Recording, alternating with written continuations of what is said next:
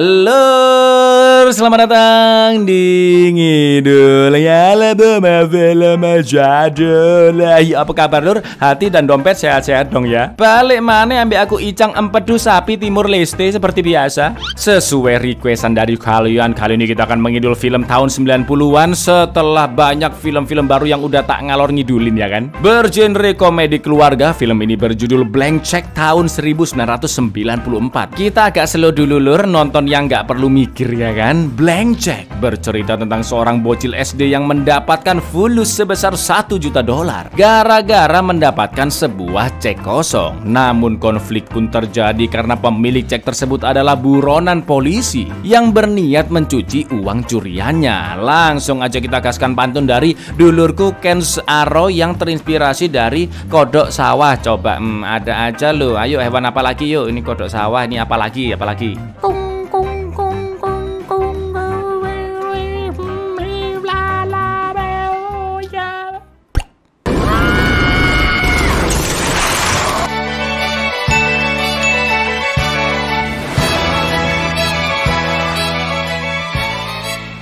Film diawali dengan seorang napi bernama Carl Quigley yang kabur dari penjara. Dia masuk ke sebuah gudang kosong untuk mengambil sekoper uang $1 juta hasil curian miliknya.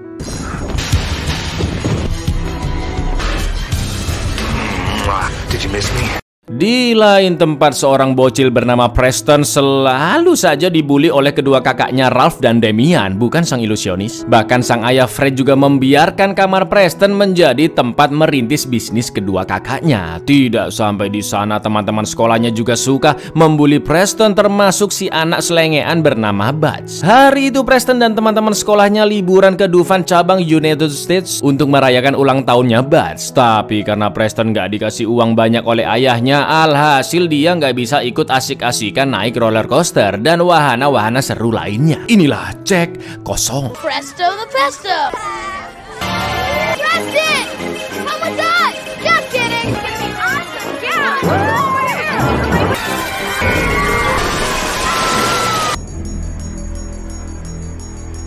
Sesampainya di rumah, Preston pun protes ke ayahnya kenapa dia nggak dikasih uang banyak kayak yang lainnya. Usut punya usut, ternyata Pak Fred memiliki prinsip yang sangat kuat. Dia sama sekali tidak memanjakan anak-anaknya, yang mana ketiga anaknya harus berusaha keras untuk mendapatkan uang. Ya, kalau masih kecil kayak kamu, Preston minimal harus rajin nabung lah katanya. Dengan aplikasi investasi, Preston pun mengecek seberapa lamakah dia mendapatkan uang $1 juta jika menginvest uangnya yang hanya $11, yang ternyata hasilnya membutuhkan waktu 342.000 tahun. Wow, sangat lama sekali. Keesokan paginya, Quigley menemui direktur sebuah bank bernama Biderman yang juga pernah bekerja sama dengannya dalam bisnis pencucian uang. Quigley memintanya untuk menukar uang-uang curiannya dengan nomor seri yang baru karena uang miliknya sudah terlacak oleh polisi. Awalnya Biderman yang sudah tobat dari dunia haram itu menolak, tapi karena Quigley mengancam akan membunuh keluarganya, mau nggak mau Biderman pun nurut ya kan. Quigley mengatakan jika besok jam 1 siang ada orang suruhannya bernama Juice yang akan mengambil uang-uang tersebut dengan membawa cek sebesar $1 juta. Juice. Be here in exactly 24 hours. The old days. You give him the cash, unmarked, send him on his way. That's where you come in, old buddy. I want new bills. Di lain sisi, Preston yang mendapatkan cek dari neneknya sebanyak $11 saja berencana menabung di sebuah bank yang kebetulan direkturnya adalah si Biderman. Dia sangat terpukau dan jatuh hati melihat mbak-mbak teller bernama Sai. Sayangnya Preston tidak bisa menabung karena saldo minimal pembukaan rekening sebanyak $200. Preston pun akhirnya akan pulang, tapi tiba-tiba Buds yang kebetulan lewat mengambil cek dari neneknya dan Preston pun langsung mengejarnya. Kejar-kejaran pun terjadi sampai akhirnya tanpa sengaja sepeda Preston ditabrak oleh mobil Quigley yang lagi mundur. Untungnya Preston masih bisa menghindar, dan karena banyak orang yang melihat kejadian itu, Quigley pun terpaksa mengganti rugi sepeda milik Preston. Tapi ketika Quigley tanda tangan di kertas ceknya dan akan menuliskan nominalnya, tiba-tiba mobil polisi datang yang jelas membuat Quigley panik, lalu memberikan cek kosong kepada Preston yang sudah tertera tanda tangannya. Akibat sepedanya yang rusak, Preston pun kena omel kedua orang tuanya dan dihukum tidak boleh keluar hari itu. Malamnya Preston pun iseng-iseng nulis $1 juta di cek kosong tersebut, berharap mimpinya untuk memiliki uang banyak rumah sendiri, terhindar dari inflasi bisa menjadi kenyataan. Keesokan harinya Preston kembali ke bank yang sama dan mencoba menukarkan cek $1 juta, atau kalau sekarang ya setara 15 miliar lah. Mak-mak teller yang melihat cek itu pun jelas menganggapnya bercanda.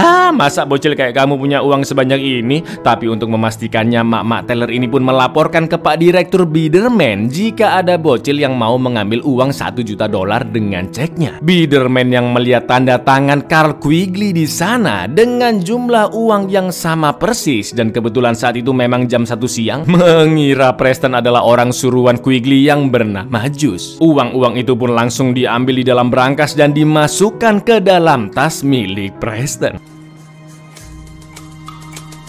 How did you run into Mr. Quigley? You ran into me.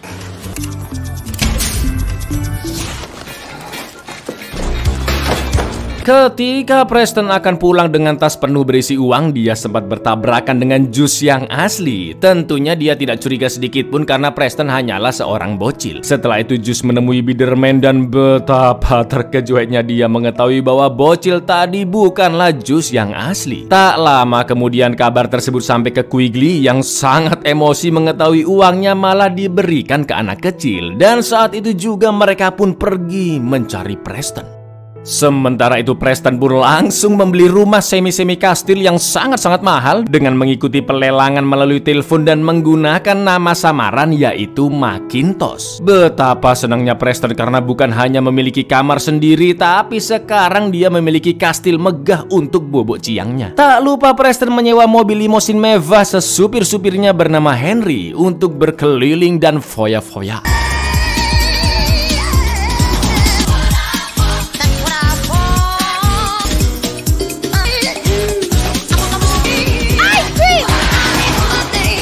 Setelah puas menghedon, Preston pun pulang dan tanpa sengaja papasan dengan Mbak Sai. Preston mengatakan jika mobil limosin itu milik bosnya bernama Macintosh dan besok dia akan kembali menemui Sai di bank untuk membuka rekening. Setelah Preston pergi, ternyata Sai adalah mata-mata dari FBI yang menyamar menjadi teller di bank untuk mengungkap kasus pencucian uang dari Biderman dan juga Quigley. No, some kid who came in the bank today.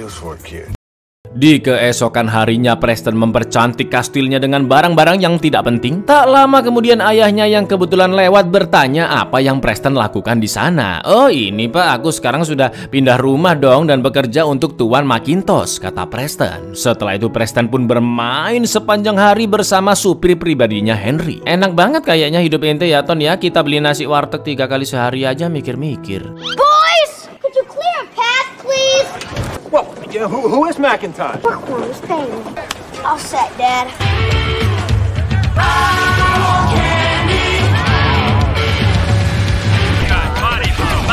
Di lain sisi, Sai bertemu nasabah yang untung besar karena barang-barang dagangannya dibeli banyak oleh seorang sultan bernama Macintosh. Sai pun teringat jika Macintosh adalah bos dari si bocil Preston, dan ketika uangnya dicek ternyata memiliki hologram FBI. Sai pun berkesimpulan jika Macintosh juga termasuk dalam komplotan pencucian uang. Gak pakai lama Sai langsung mendatangi kediaman Preston untuk silaturahmi bertemu dengan Macintosh. Preston pun beralasan jika Pak Macintosh selalu sibuk rapat setiap harinya dan sebagai gantinya dia yang akan menemani Sai. Dengan alasan dia mengurus semua keuangannya Macintosh. Sebagai mata-mata FBI, Sai pun setuju karena siapa tahu dia bisa mengulik banyak informasi tentang siapa Macintosh sebenarnya. Karena malam itu mereka akan berkencan, Preston pun dandan rapi, wangi, necis, nan klimis untuk memukau Sai. Saat makan malam, Preston memberikan hadiah kalung Swarovski untuk Sai dan mengaku jika itu dari Pak Macintosh, tapi Sai menolaknya karena hadiah itu terlalu mahal baginya. Setelah itu mereka pun lanjut makan McD super panas 1 agar bisa lebih ngobrol santai dan lanjut bermain air sampai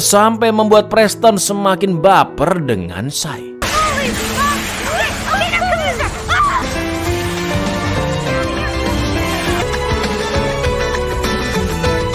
Di saat yang sama, Quigley, Juice, dan Biderman yang terus mencari Preston akhirnya menemukan dia yang sedang bersama Sai. Melihat itu, Preston langsung mengajak Sai kembali ke limo dan segera kabur dari sana.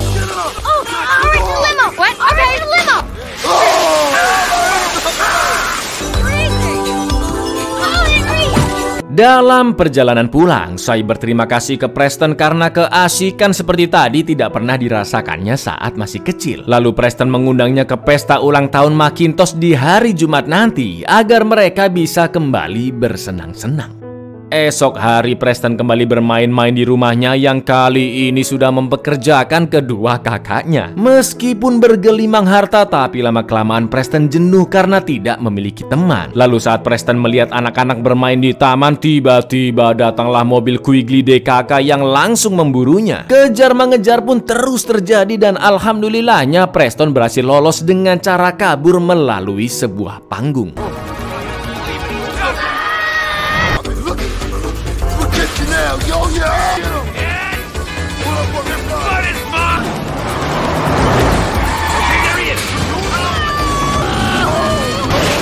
Karena Preston begitu susah ditangkap, Quigley dan yang lainnya pun mendatangi Buzz untuk mendapatkan info alamat rumahnya Preston. Di lain sisi, pesta ulang tahun Macintosh sudah dimulai, para tamu pun berdatangan, sedangkan Sai bersama anggota polisi lainnya berniat menangkap Macintosh, Quigley, Biderman, dan juga Juice di sana. Tanpa sadar karena terlalu sering belanja, saldo Preston yang awalnya 1 juta pun tersisa $300-an. Setelah itu Pak Fred datang untuk menemui Macintosh dan Preston pun cepat-cepat membalikan kursinya agar nggak ketahuan. Fred mengatakan jika hari itu juga hari ulang tahun anaknya Preston dan meminta izin ke Macintosh untuk memulangkan anaknya. Fred juga menyesali sikapnya terhadap Preston karena mendidik terlalu keras dan jarang mempedulikannya. Mendengar perkataan ayahnya, Preston pun hanya bisa terdiam dan menangis karena yang selama ini dibutuhkannya bukanlah uang, melainkan kasih sayang orang-orang terdekatnya. You see, today is Preston's birthday. Send him home a little early.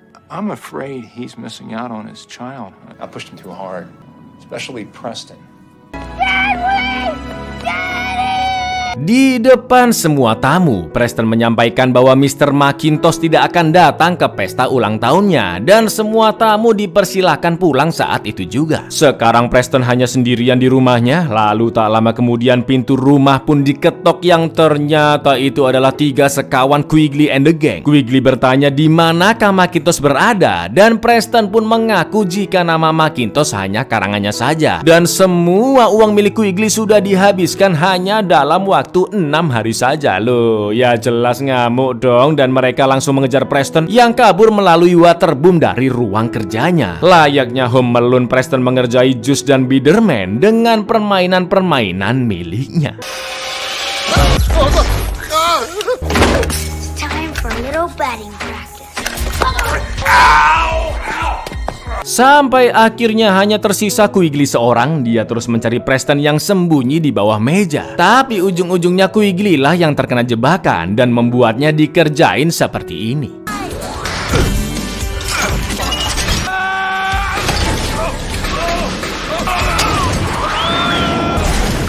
Ketika Preston akan ditangkap, tiba-tiba Sai beserta FBI dan kepolisian datang untuk memenjarakan mereka bertiga atas kasus penipuan, pencucian uang, dan pencurian besar-besaran. Please tell these guys I'm Macintosh. Oh, he's Macintosh.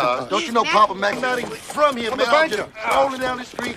Setelah itu Fred dan keluarganya pun datang karena khawatir dengan kondisi Preston. Sementara itu Preston masih asik ngobrol berdua dengan Sai dan Sai memberikan kesempatan Preston untuk mendekatinya 6 tahun lagi saat dia mulai dewasa. Sai pun menciumnya sebagai bentuk perpisahan terakhir. Lalu tak lama kemudian ayahnya pun datang untuk menjemputnya. Di akhir film terlihat seluruh keluarga Preston yang memberikan kejutan ulang tahun untuknya dan Preston pun akhirnya sadar bahwa tidak ada yang lebih mahal dari kasih sayang orang-orang di sekelilingnya.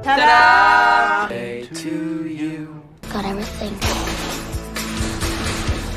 Buyar, lebih baik hidup sederhana namun bermakna daripada hidup mewah tapi mengorbankan kebersamaan keluarga. Itu. Assalamualaikum lur.